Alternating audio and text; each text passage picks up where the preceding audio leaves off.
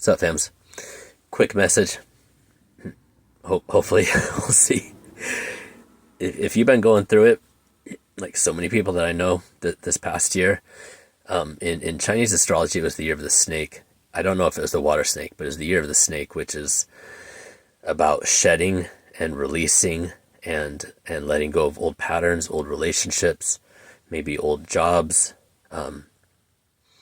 It could be a lot of it could be a lot of different things, but it was also the end of a 13-year cycle with and maybe even longer with Saturn. But Saturn and Neptune were both in Pisces, which is these same it's the themes of water and love and unconditional love. Ultimately, Pisces is the 12th house in Western astrology, so it's, it's all the things that Jesus taught and talked about, and every religion pretty much that have all talked about, love and unconditional love in some form. Sorry, it's bouncing a little bit. My knee is bouncing. But yeah, dude, this last year, 2025, holy effing fuck sticks, man. And 2025 in numerology is a year 9. Which is the closing of cycles, is the end of like major cycles. And so, for myself, for so many people that I know, and after the past 4 years, dude, it's kind of been a nonstop barrage of this for many of us since 2020 and the shit that went down then. And it's like in the collective, in our individual lives, just like looking at things, getting real, getting honest, and releasing the shit that doesn't work anymore. I gotta put this phone down because I'm like tapping on my knee and it's gonna keep shaking. Sorry. Better? I'm gonna have to sit down a little bit. Release. What are the themes of Pisces? I should look this up first, but it's, it's the themes of water, the themes of emotion, oftentimes, connections with family, romance, love, although those can be, those can be big Taurus themes as well as Cancer and Scorpio. All the water signs are deep intuition, love, family, all that stuff. But yeah, it was, in addition to being year 9, Saturn and Neptune. Saturn went into Aries for a little bit to give us a taste of that fire energy, and Saturn's ruled by Saturn and Capricorn are the same sign, same house, and so it's it's going to be intense this coming up year, and hopefully you've done a lot of work, a lot of release. I know I was in processing like extreme levels of grief and trauma this past year, both from current events and from my earlier life, and things that I've been working on for the past like several years since learning about trauma, and working with a really good therapist in 2022 that kind of kicked off this process. But dude, this past year, man, it's been freaking brutal. You're not alone if you feel like you got disemboweled 14 fucking times in 2025, and you're trying to figure out where all your fucking pieces are even at to put back in and put back together, and hopefully you have some help to stitch yourself up. But good God, if you have fire and air in your chart, this coming up year is going to be good, because in Chinese astrology, it's the year of the fire horse. It's going to be about creation, about expansion, and bringing the fire element into this process of it's going to still be releasing stuff that's not working anymore. These are big themes in the collective humanity right now, and in evolution. And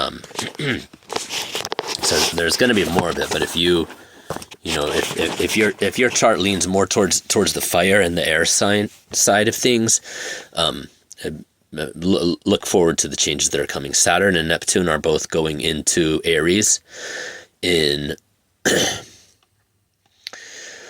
want to say February 20th, and I think the year of the fire horse starts just a couple days before that.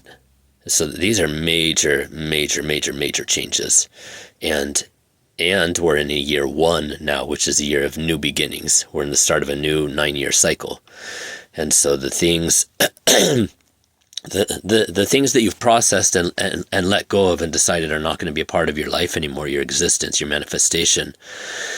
Like 2025 was the year to do it, and congratulations for the freaking work. You made it. You made it. You made it. You're still here. You're still breathing, and onward and upward, man. Sweet Jesus. But yeah, we're still gonna be burning shit off, but there's gonna be a lot more creative energy and a lot more fire and a lot more air energy. So if you have fire and air, and you know, they generally are very compatible, it's gonna be a lot of creation energy. So I just want to encourage you to keep going, and if you're still in that deep process, releasing grief, releasing trauma, finding out about trauma that you had that you didn't even know about. Family stuff, generational stuff, and just human evolution, man. Humanity's been a mess. It's been a mess. Yeah, and a lot of humanity is still in this place. Message, sorry. You know, starting wars, freaking doing all their same crazy ass shit that they've done since always, just to cover up their crimes. Narcs, megalomaniacs, psychopaths. It's their same stupid games. They have like 6 tricks amongst all of them, amongst all the millions of them that exist. They can't come up with anything new. Evil is boring at the end of the day, and they try to mirror and copy, and then when that doesn't work, they just destroy whoever they're involved with, whether that's a person or a business or an entire country or the whole fucking world, like the ones that are active right now clearly intend on doing. They'll take over it, or they'll freaking destroy it in the process. But the shit's boring, dude. Evil is boring. Evil is boring. We just, you know, we have to collectively decide enough is enough. Stand up for it. And I think more of us this year are going to be in a place to be able to do that, even though many of us are also, you know, fighting for survival because of economics, because of that broken ass healthcare system in the US, and there's just a lot of factors. But if you've been doing this deep work and healing and releasing and purging and cleansing and letting go of all this old shit that doesn't work anymore, like you're going to be in a good space to start making some major forward movement in this coming year. So it's a year 1, beginnings, creation, Saturn and Neptune going into Aries. Saturn is exalted in Aries, which is ruled by Mars, which is the god of war. And other things. It's also high, like creative yang energy and emperor energy in the tarot. I was gonna say, oh yeah, and the fire horse, and if you are a horse, in Chinese astrology, dude, it's gonna play into that too. Luck, creation, endurance, man. The things that we've been through, that you've been through, that I've been through in this past cycle, could fill a freaking library. I'm sure. If your life has been anything like mine, man, hats off. But also, tarot, year 1, magician, the beginning. Infinite creation, yellow of the sun behind, all 4 elements on the table. Mercury, which is liquid metal, which rules Virgo. And it's funny, even though Virgo is an earth sign, like all the Virgos I've met have so much of all 4 elements, like the fire and the air and the water. Mercury magician. Anyways, hope you guys are doing great. 9 minutes, pretty quick, I guess. Hope you're having a good night.